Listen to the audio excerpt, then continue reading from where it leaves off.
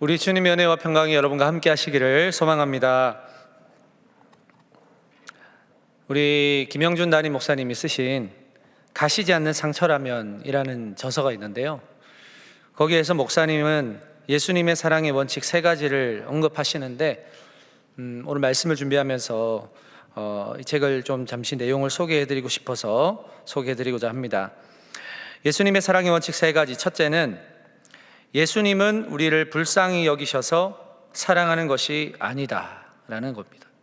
우리 속에 하나님이 창조하신 아름다운 모습을 바라보면서 사랑하는 온전한 사랑이다. 비록 우리가 죄로 인해 일그러지고 부서졌지만 동정해서 사랑하는 것이 아니라 예수님 자신 속에 있는 긍휼과 자비로 우리를 온전케 여기시고 사랑하시는 것이다. 동정적인 사랑은 건강하지 못하다. 동정의 밑바닥에 숨겨진 멸시와 차별의 의식이 깔려있기 때문이다.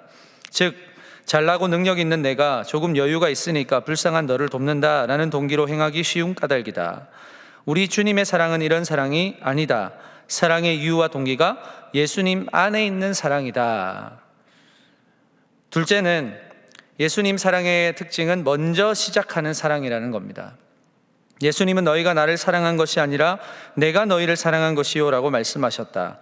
우리가 예수님을 선택한 것이 아니라 예수님이 우리를 먼저 선택해 주셨다는 말이다. 우리는 주로 다른 사람이 먼저 나를 사랑할 때 사랑을 시작하게 된다. 그러나 진실한 사랑은 자신이 먼저 시작한다. 셋째, 예수님의 사랑의 특징은 매일 새로운 사랑을 한다는 것이다. 과거에 사랑했다가 아니라 과거에도 사랑했고 지금도 이 시간이 최후의 시간인 것처럼 사랑하는 것이다. 우리가 광야에서 살 때는 광야 생활에 합당한 사랑을 하셨고 우리가 죄인일 때는 죄인에게 합당한 사랑을 하셔서 우리를 살리셨다. 예수님의 사랑은 매일 매순간 새롭다. 과거에 사랑했다는 것 때문에 오늘을 보며 서운해하지 않는다. 여러분, 우리가 지금 하고 있는 사랑과 예수님이 보여주신 사랑이 얼마나 많은 차이가 있는지를 알 수 있습니다. 우리가 하는 사랑은 예수님의 사랑의 1%도 안 되는 것 같습니다. 그럼에도 예수님께서는 당신의 사랑을 추구하라고 말씀하시거든요. 이것은 선택이 아니라 명령입니다. 그게 제자가 되는 길이고 제자된 공동체가 죽지 않고 살 수 있는 길이기 때문에 그렇습니다. 여러분, 우리가 예수 그리스도를 구주로 영접한다는 것에 얼마나 중요한 의미가 담겨 있냐면 내 마음의 왕좌의 주인 노릇을 하고 있던 나라는 존재가 스스로 그 자리에서 내려와서 그 자리를 비우고 그 자리에 내가 사랑한다고 고백하는 예수님을 내 마음의 왕좌의 주인으로 모시는 일이기 때문에 그렇습니다. 왜요? 예수님께서 나를 먼저 사랑하신다고 고백을 하셨고 더 나아가서는 예수님이 그 사랑으로 죄에 눌려있고 죄에 갇혀있던 죄수인 나를 살리시고 석방시켜 주셨기 때문에 결국 사랑이신 하나님께서 나의 삶을 이끄실 때 비로소 나도 사랑할 수 있는 삶을 살아갈 수가 있는 겁니다. 여러분은 여러분의 마음의 왕좌를 예수님께 지금 내어드렸습니까? 그럼 이제 모든 마음의 생각을 예수님께 집중시켜야 합니다. 예수님께서 무엇을 기뻐하시는지, 무엇을 나에게 원하시는지, 나와 어떤 시간을 갖기를 원하시는지 항상 준비하고 생각해야 됩니다. 이 사랑의 관계에서는 고백보다 더 중요한 게 있습니다. 그게 뭐냐면 상대방을 향한 마음과 생각입니다. 오늘 본문에서요, 예수님과 제자들과 함께 가이사랴 빌립보 지방을 지나가게 되었습니다. 당시 이 가이사랴 빌립보 지방은 헤롯 대왕이 건설했던 도시였어요. 가이사 아구스토라는 로마의 황제를 경하하는 뜻으로 가이사랴라는 이름이 붙여진 지명이라는 겁니다. 로마 정치인들이 거기에 많이 거주했고 또 많은 헬라인들이 거주했던 곳입니다. 유대 지방에 있었지만 로마식 도시였다는 거예요. 그래서 거기에 호남 민족도 많았고 로마인들도 많았고 유대인들이 있었기 때문에 종종 함께 충돌했던 곳이었습니다. 자, 그곳에 예수님과 제자들이 거닐 때 예수님께서 의도적으로 제자들에게 이렇게 질문하는 겁니다. 사람들이 나를 누구라고 하느냐? 자, 제자들이 이렇게 대답하죠. 마태복음 16장 14절입니다. 이르되 더러는 세례 요한, 더러는 엘리야, 어떤 이는 예레미야나 선지자 중에 하나라 하더이다. 자, 사람들의 눈에 비춰진 예수님은 어떤 분이셨습니까? 여느 선지자 중에 하나였다라고 보고 있습니다. 예수님은 예상하셨던 것처럼 또다시 질문하시는 거예요. 그러면 나와 같이 가까이에서 지내면서 같이 다니는 너희는 나를 누구라고 하느냐? 너희도 이 세상 사람들과 같은 입장이냐? 라고 물어보십니다. 그때 베드로가 이렇게 대답하죠. 마태복음 16장 16절. 시몬 베드로가 대답하여 이르되 주는 그리스도시요 살아계신 하나님의 아들이시니이다. 사람들이 봐온 예수님은 선지자 중에 하나였는데 곁에서 봐온 예수님을 봐온 베드로의 입에서는 전혀 다른 말이 나왔습니다. 여러분, 곁에서 예수님을 계속 봐왔다고 해서 이 고백이 누구나 나올까요? 아니에요. 절대로 사람의 눈으로 예수님을 볼 수 없고 절대로 사람의 입으로 예수님을 고백할 수 없습니다. 그래서 예수님의 이 고백이 예수님이 내리신 답이 무엇입니까? 17절. 예수께서 대답하여 이르시되 바요나 시몬아 내가 복이 있도다. 이를 내게 알게 하니는 혈육이 아니요 하늘에 계신 내 아버지시니라. 여러분, 저와 여러분의 신앙생활 가운데서 주님을 향한 이 믿음의 고백이 터져 나올 때가 반드시 옵니다. 이미 터져 나오신 분도 있으시겠지만 아직 믿음의 고백이 터져 나오지 않으신 분들은 조급해 하실 필요가 없어요. 그때가 옵니다. 예수님이 살아계심이 믿어지고 예수님이 하나님의 아들이심을 믿어질 때가 반드시 온다는 거예요. 그때 내 입술에서 터져 나오는 고백은 혈육에서 나오는 게 아니다. 내가 신앙생활을 오래 했었다고 나오는 게 아니고 어떻다고요? 하늘에 계신 내 아버지께서 고백하게 하시는 고백이다. 여러분, 말은 다 할 수 있어요. 주문을 쳐로 외울 수 있습니다. 그런데 이 고백이 피상적이냐 본질적이냐를 판단할 수 있는 기준이 하나 있는데 그게 뭐냐면 그 고백 위에 세워진 것이 반드시 있다는 것이죠. 뭡니까 그게? 공동체, 교회라는 것입니다. 피상적 고백으로는 절대 교회가 세워질 수 없거든요. 바로 예수 그리스도를 구주라고 고백하는 공동체, 교회가 이 하늘로부터 고백되어지는 고백 위에 세워진 공동체라고 하는 것입니다. 여러분은 지금 그 고백 위에 세워진 공동체 안에 함께 계십니다. 그래서 우리는 오늘 이렇게 매주 살아계신 하나님의 아들이신 예수 그리스도의 그 살아계심을 믿고 예배를 통해서 공동체적인 고백을 주님께 올려드리는 거예요. 또한 하나님의 살아계심을 시인하고 그 아들 예수 그리스도를 구주로 주인으로 인정한 공동체를 통해 우리가 하나님을 통해 교제를 통해 발견하는 게 하나 있습니다. 그게 뭡니까? 사랑이에요. 자, 그런데 우리가 점검해 봐야 될 것은 예수님께서 베드로에게 말씀하신 이 고백 위에 내 교회, 다시 말해서 예수 그리스도께서 살아계신 하나님의 아들이심을 고백하는 그 고백 위에 에클레시아, 모임, 교회를 세우셨다고 말씀을 하셨지 베드로가 고백했다고 해서 그 교회가 되는 게 아니라는 거예요. 왜냐? 베드로의 고백은 너무나도 귀한 고백인데 베드로의 고백이 하나님이 알게 하신 고백, 하나님이 깨닫게 하신 고백이 이 사랑으로 나타내기 위해서 반드시 통과되어야 하는 게 하나 있어요. 그게 뭡니까? 십자가라는 거예요. 십자가. 아직 베드로는요 예수님의 십자가를 통과하지 못했습니다. 무슨 말일까요? 하나님의 아들이신 예수 그리스도께서 이 땅에 왜 오셨는지에 대한 이해가 없었다라고 하는 거예요. 그리고 그 목적을 따르고자 하는 마음이 아직 베드로의 마음에 자리 잡히지 못했다고 하는 것입니다. 어떻게 할 수 있습니까? 예수님께서 이 땅에 오신 목적이 죄인을 위해 죽기 위함이라는 것을 처음 말씀하셨을 때 나왔던 베드로의 반응이에요. 자, 마태복음 16장 21절 다 같이 읽겠습니다. 시작. 이때로부터 예수 그리스도께서 자기가 예루살렘에 올라가 장로들과 대제사장들과 서기관들에게 많은 고난을 받고 죽임을 당하고 제3일에 살아나야 할 것을 제자들에게 비로소 나타내시니 이렇게 말씀합니다. 자, 이 말씀 뒤에 이 베드로에게 격동하기 시작한 마음의 상태가 뭔지 아세요? 항변이었어요. 항변. 22절입니다. 베드로가 예수를 붙들고 항변하여 이르되 주여 그리 마옵소서 이 일이 결코 주께 미치지 아니하리이다. 여러분, 항변의 마음이 왜 나타날까요? 아직 고백은 했는데 상대방의 마음을 헤아릴 준비가 안 돼서 그래요. 내가 생각하는 예수님, 내 관점에서 바라보는 예수님, 내 시각 안에 가둬놓은 예수님이 여전히 내 마음에 왕좌에 자리 잡고 있어서 그렇습니다. 예수님을 정말로 사랑한다면 그 내 마음의 왕좌에 누가 앉아야 됩니까? 예수님이 앉으셔야 돼요. 그러나 아직 베드로의 마음에는 예수님이 내 왕좌에 앉아 계시지 않은 상태였기 때문에 그래요.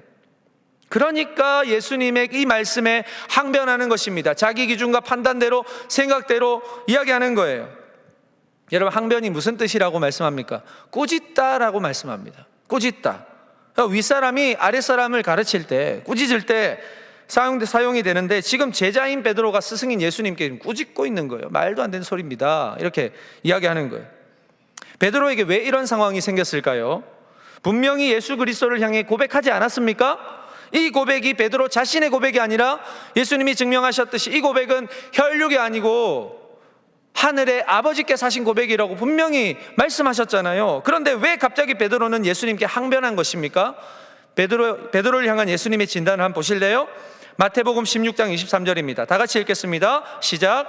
예수께서 돌이키시며 베드로에게 이르시되 사탄아 내 뒤로 물러가라. 너는 나를 넘어지게 하는 자로다. 내가 하나님의 일을 생각하지 아니하고 도리어 사람의 일을 생각하는도다 하시고.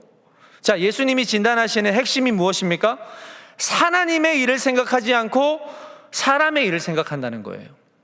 그러니 예수님의 목적을 부인하고 부정하고 오히려 예수님의 일, 하나님의 뜻을 방해하려고 하는 것이다. 이건 곧 사탄이 하는 짓이다. 예수님의 진단이에요. 베드로가 고백한 귀한 고백은 분명히 하나님이 알게 하신 고백이었습니다. 그런데 예수님의 십자가의 죽으심, 이것을 예고하는 예수님을 보고 항변한 것은 그땐 베드로가 자신이 얘기한 게 아니에요. 베드로 뒤에 역사는 사탄이 한 것이에요. 자, 여러분, 베드로에게 이게 무슨 일이 일어난 것입니까? 우리가 주의해야 할 것이 있습니다. 고백했다고 해서 다 끝난 게 아니라는 거예요. 여러분, 신앙의 고백을 날마다 하시는 것 좋습니다만 이게 끝이 아니라는 거예요. 자, 고린도전서 10장 12절입니다. 다 같이 읽겠습니다. 시작. 그런즉 선줄로 생각하는 자는 넘어질까 조심하라. 여러분, 신앙생활 가운데 가장 위험한 것이 바로 이겁니다. 교만이에요. 교만. 내가 하나님을 좀 안다고, 내가 신앙생활을 좀 했다고, 내가 어떠한 자리에 있다고, 내 생각과 기준으로 가득 차 있는 상태. 교만이 우리를 무너지게 하는 지름길입니다. 이거는요, 평생 우리가 경계해야 하는 마음입니다. 하나님의 마음보다 내 마음이 더 앞서고 판단하려고 하는 이 교만을 통해서 누가 역사합니까? 악한 영이 역사하는 거예요. 여러분, 우리가 베드로처럼 되지 말라는 법이 없습니다. 하나님을 향한 아주 놀라운 신앙의 고백을 몇십 번, 몇백 번 올려드렸더라도 돌아서서 하나님의 뜻을 가로막는 걸림돌이 될 수 있다는 걸 절대로 잊어버리시면 안 됩니다. 여러분, 흔들림 없는 반석인 줄 알았는데 알고 보니까 걸림돌이었다는 거예요. 여러분, 베드로라는 뜻은 페트로스, 즉 돌이란 뜻입니다. 바위라는 뜻이에요.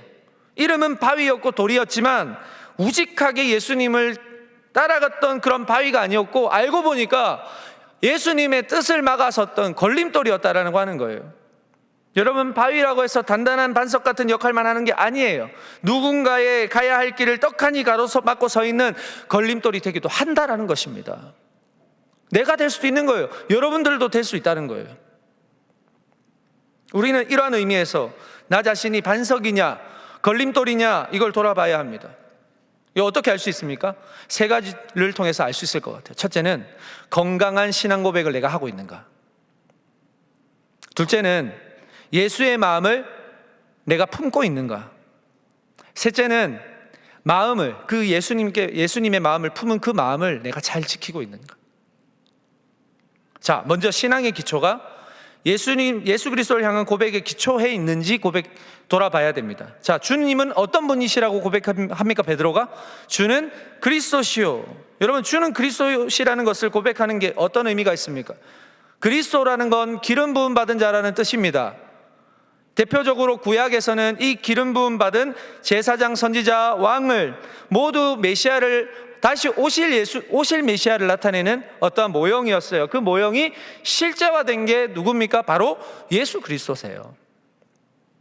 성육신 사건, 육신의 몸을 취해서 오신 사건. 하나님의 하늘의 영광을 버리시고 이 땅에 육신을 취하고 오신 사건이란 말입니다. 구약에 예언된 그 예언의 말씀이 성취된 사건, 메시아가 오셨다는 것을 그 믿는 믿음의 고백이 주는 그리스도라는 고백인 거예요. 살아계신 하나님의 아들이십니다. 이건 무슨 고백입니까? 여러분, 우리는 죽은 하나님을 섬기지 않습니다. 우리는 살아계신 하나님을 섬깁니다. 우주 만물을 창조하신 하나님, 지금도 그 창조하신 만물을 당신의 질서와 방법으로 운행하시는 하나님, 하나님의 형상으로 지으신 자녀의 부르심을 지금도 들으시는 하나님, 그 하나님이 인류의 죄의 문제를 해결하시기 위해서 옛적부터 언약하신 약속을 이루려고 보내신 메시아 예수님을 내가 믿습니다. 지금도 여전히 보좌 우편에서 우리를 위해 친히 중보하고 계시는 그 예수님을 내가 믿습니다. 다시 오시어 잠자는 육체들을 다 일으키시고 하나님의 나라를 완성하실 심판주 예수님을 내가 믿습니다. 이게 살아계신 하나님의 아들을 향한 고백이에요. 여러분, 이 고백이 여러분의 신앙생활에 단단한 기초가 되고 있습니까? 이 고백이 내 모든 신앙을 잡고 끌고 가야 된다는 거예요. 이게 약해지면 문제가 발생하는 거예요. 어떤 문제가 발생할까요? 마음의 문제가 발생합니다. 마음의 문제. 자, 빌립보서 2장 5절입니다. 다 같이 읽겠습니다. 시작. 너희 안에 이 마음을 품으라. 곧 그리스도 예수의 마음이니. 아멘. 자, 우리가 예수 그리스도를 향한 신앙의 고백을 하고서도 이 하나님의 뜻을 가로막는 걸림돌이 되는 이유가 뭘까? 마음을 품지 않아서 그렇습니다. 여기에서 품는다라는 말을 헬라어로 보니까 프로네오, 마음에 두다라는 뜻을 갖고 있습니다. 내 마음에 그리스도를 두지 않아서 그렇다는 거예요. 내 마음의 주인이 아직 안 바뀌어서 그렇다는 것입니다. 고백은 하는데 아직 내 마음의 주인 될 준비를 하지 않은 거예요. 사소한 신앙의 문제가 여기서 발생하는 겁니다. 여러분, 어떤 일이든지 하나님의 뜻을 먼저 생각하는 것이 참 중요해요. 자, 베드로의 이 항변에 예수님께서 강력하게 지적하시는 말씀이 무엇입니까? 마태복음 16장 23절 다 같이 한번 읽어보겠습니다. 시작. 예수께서 돌이키시며 베드로에게 이르시되 사탄아, 내 뒤로 물러가라. 너는 나를 넘어지게 하는 자로다. 내가 하나님의 일을 생각하지 아니하고 도리어 사람의 일을 생각하는도다 하시고. 자, 여러분, 이 말씀을 잘 기억하시기 바랍니다. 우리가 예수 그리스도를 향한 고백이 아무리 유창해도 그 마음에 예수 그리스도의 마음을 품지 않으면, 예수 그리스도를 생각하지 않으면 우리는 하나님의 일을 절대 생각할 수 없습니다. 우리가 무슨 일을 하든지 하나님의 뜻이 아니라 내 기준, 내 판단이라는 필터가 여전히 장착되고 통과시키기 때문에 결국 내 생각과 기준에 따라서 하나님의 일을 판단하게 된다는 거예요. 베드로처럼. 또 사람의 일을 자꾸 생각하게 되면 내 뒤에 악한 영이 간섭하고 있다는 사실을 분별하지 못해요. 베드로가 자기 뒤에 사탄이 있다는 것을 몰랐습니다. 예수님이 발견하셔서 물러가라 명하시기 전까지는 이 베드로는 여전히 예수님의 사역을 사람의 일로 판단하고 있었다는 거예요. 자, 여러분, 또 반대로 보면 이렇습니다.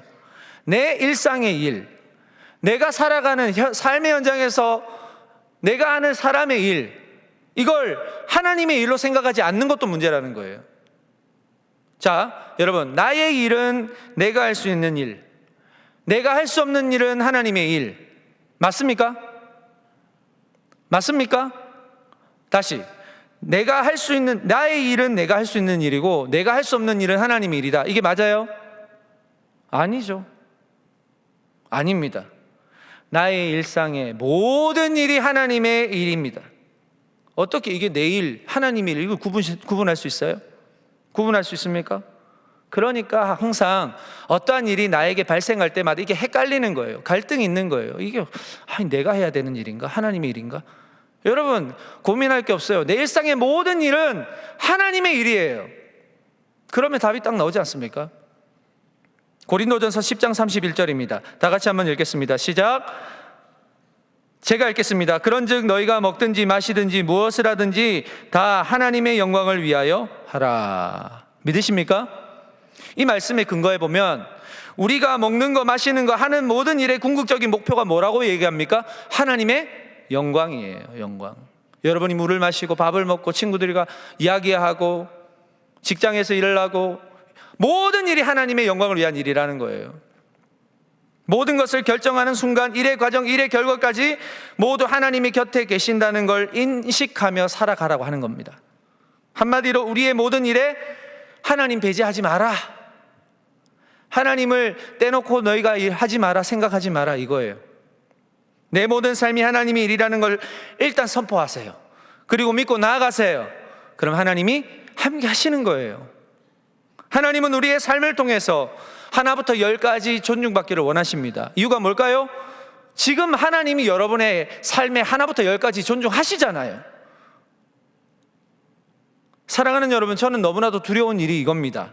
하나님의 일을 자꾸 사람의 일로 생각하게 되면 내 뒤에서 하나님의 일을 가로막으려고 하는 사탄의 개입을 내가 알 수가 없고 막을 수도 없다라고 하는 거예요. 그러니까 계속 우리의 마음이 예수 그리스도께서 나의 주인이 되도록 자꾸 내어드려야 되는 거예요. 불쑥불쑥 내 마음에 내가 주인 노릇 하려고 하는 그때마다 예수님이 나의 마음의 주인 되십니다. 예수님이 살아계신 하나님의 아들이십니다. 내 인생을 끌고 갈 주인이십니다. 고백해야 되는 거예요. 선포해야 되는 거예요. 매일 아침마다, 하루를 마무리할 때마다, 모든 과정 속에서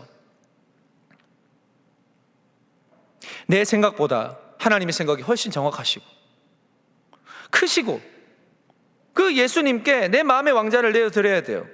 그래야 내 삶을 통해서 하나님의 뜻을 이룰 수가 있는 겁니다. 결국은 이 마음의 문제가 너무 중요한 것이죠. 자, 이 마음을 품었습니까? 그럼 이제 마음을 지켜야 됩니다. 잘 지켜야 됩니다. 예수님을 마음의 주인으로 모셨다고 또 안심해서도 안 돼요. 잠언 4장 23절입니다. 같이 읽어보겠습니다. 시작. 모든 지킬 만한 것 중에 더욱 내 마음을 지키라. 생명의 근원이 이에서 남이니라. 아멘. 자, 지키라는 말을 보니까 히브리어로 나바르, 망보다, 경계하다, 이런 뜻이에요. 내 마음에 다른 주인이 침범하지 못하도록 항상 망을 보라는 거예요. 경계하라는 겁니다. 자, 무엇으로 지킵니까? 내 생각으로? 내 경험으로? 이성적인 판단으로? 신앙의 연륜으로? 아니요. 그렇게 하면 절대로 안 됩니다. 무엇으로? 말씀으로. 하나님이 주시는 말씀의 지혜로 지켜야 합니다. 말씀을 통해 역사하시는 성령의 능력을 간절히 사모하시고 성령께서 항상 내 마음을 지켜주시도록 기도해야 되는 거예요. 찬송가 543장에 어려운 일 당할 때라는 찬송이 있습니다. 거기 2절을 보시면 이렇게 나와요. 성령께서 내 마음 밝게 비춰주시니 인도하심 따라서 주만 의지합니다. 세월 지나갈수록 의지할 것뿐일세 무슨 일을 당해도 예수 의지합니다. 아멘. 동의하십니까? 성령께서 내 마음 밝게 비춰주시니 그래야 인도하심 따라서 주님만 의지할 수 있다는 거예요. 이 찬송을 지으신 이 작사가가 이런 고백으로 지은 것 아닙니까? 사랑하는 여러분, 우리의 마음은 오직 말씀을 통해 역사하시는 성령께서 지켜주실 수 있음을 믿으시기 바랍니다. 주는 그리스도이시요 살아계신 하나님의 아들이십니다. 예수님, 내가 예수님을 사랑합니다. 이 고백 참 귀한데 이 고백이 나를 넘어지게 하는 걸림돌이 되지 않으려면 여러분 절대 고백과 말씀이 떨어지면 안 돼요. 고백은 했는데 말씀과 무관한 삶을 살면 이 고백이 효력이 없는 거예요. 그래서 제가 계속 여러분은 어떤 여행자라고 말씀합니까? 어떤 여행자예요? 까먹었어요? 여러분 말씀 여행자잖아요. 네, 말씀 여행자 지금 시리즈 11번째 하고 있는데 이게 어떻게 된 겁니까 여러분? 섭섭합니다. 제목 좀 보세요. 제목 좀. 여러분은 어떤 여행자라고요? 말씀 여행자. 말씀 여행자답게 살아가고 있으시죠? 그렇죠? 말씀 떠나지 않고 잘 살아 계시죠?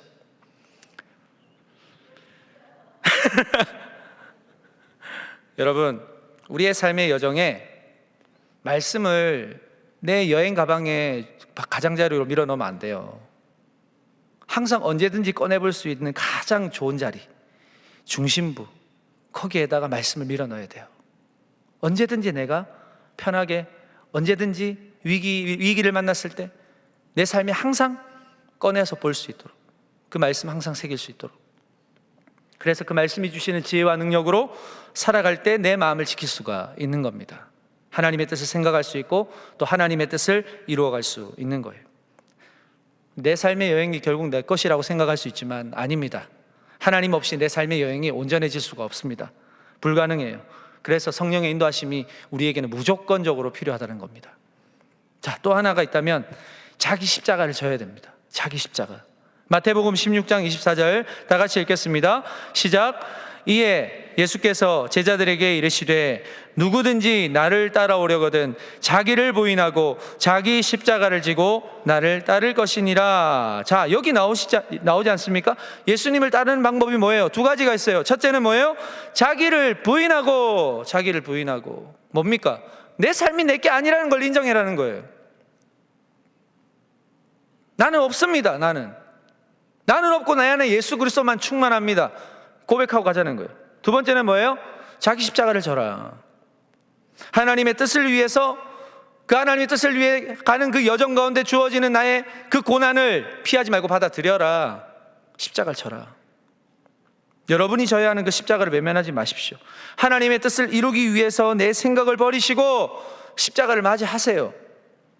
십자가를 지는 것이 표면적으로는 고난이겠지만 우리가 반드시 자기 십자가를 져야만 예수님의 그 고난과 그 고난을 통과했을 때 얻어지는 영광이 우리도 동참할 수가 있는 거예요. 여러분, 고난을 겪지 않으려는 신앙은 십자가를 부정하는 신앙입니다. 여전히 하나님의 뜻을 막아서는 것과 같다는 거예요. 사랑하는 여러분, 여러분은 주님을 누구라고 고백하고 있습니까? 고백했다면 그 마음까지 내어드리시기 바랍니다. 그래야 여러분을 통해 계획하시는 하나님의 뜻을 이루어갈 수가 있습니다. 항상 말씀을 가까이 하시고 말씀으로 역사하시는 성령님의 인도를 받으시기 바랍니다. 성령께서 여러분의 마음을 밝히 인도하실 것입니다. 저의 소원은 이겁니다. 우리 동안의 공동체가 제대로 된 반석이 되는 것입니다. 걸림돌이 안 되는 거예요. 걸림돌이 되지 않으려면 고백한 대로 살아야 돼요. 예수님께 고백한 대로. 예배 때는 막 세상 이런 믿음이 없어요. 세상 이런 믿음이 없어요. 간이라도 쓸개로 다 줄 것 같아요, 하나님께.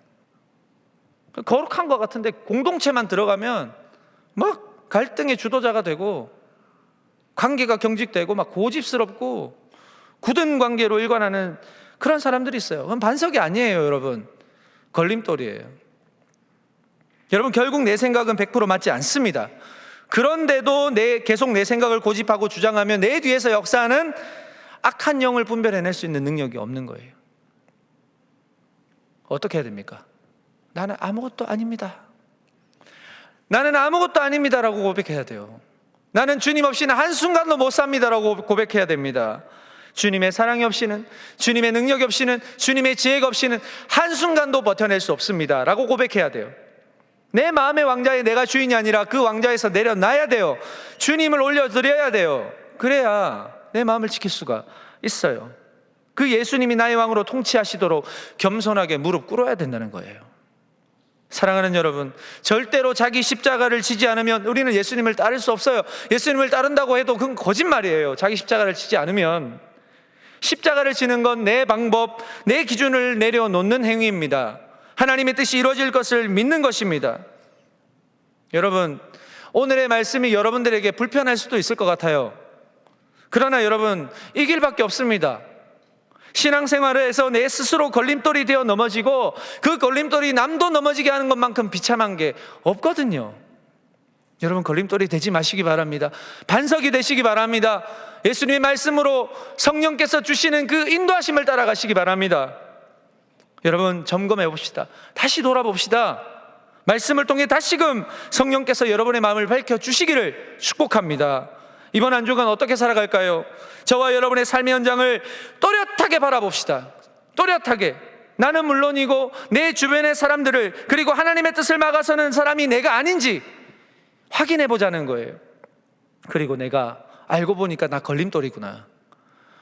반석인 줄 알았는데, 탄탄한 줄 알았는데 아니구나.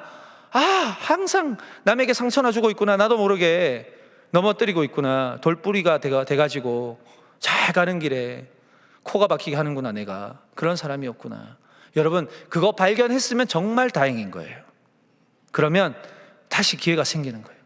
그 돌뿌리를 뽑아버리고 말씀으로 잘 깎고 다듬어서 성령께서 내 길을 다시 인도하실 수 있도록 다시금 겸손하게 무릎 꿇고 내 마음의 왕자를 주님께 내어드려서 더 이상 내 기준과 내 판단대로 주님의 길을 생각하지 않도록 오직 주님의 생각에 나를 합류시킬 수 있도록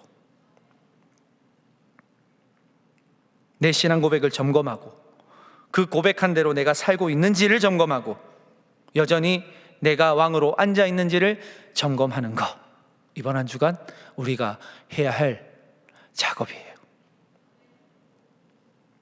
오직 우리는 은혜로 살아가야 되는 존재입니다. 여러분, 은혜 없이는 살아갈 수 없습니다. 내 실력으로? 아니요, 무조건 은혜입니다. 십자가의 은혜로 우리가 살아가는 거예요. 그걸 인정하고요, 하나님께 자비와 긍휼을 구합시다. 결코 나를 정죄하지 않으시는, 여전히 나를 기다리고 계시는 그 하나님의 사랑이 저와 여러분의 이번 한 주간의 삶을 다시금 충만하게 인도하실 줄로 믿습니다. 기도하겠습니다. 하나님 아버지, 우리의 고백이 마음이 없는 고백이 되지 않도록 하여 주시옵소서.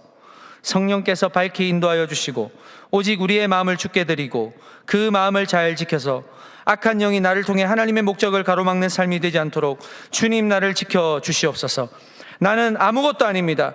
예수의 사랑이 아니고서는 나는 단 한순간도 살 수 없습니다. 연약한 나를 지키시고 인도하여 주시옵소서.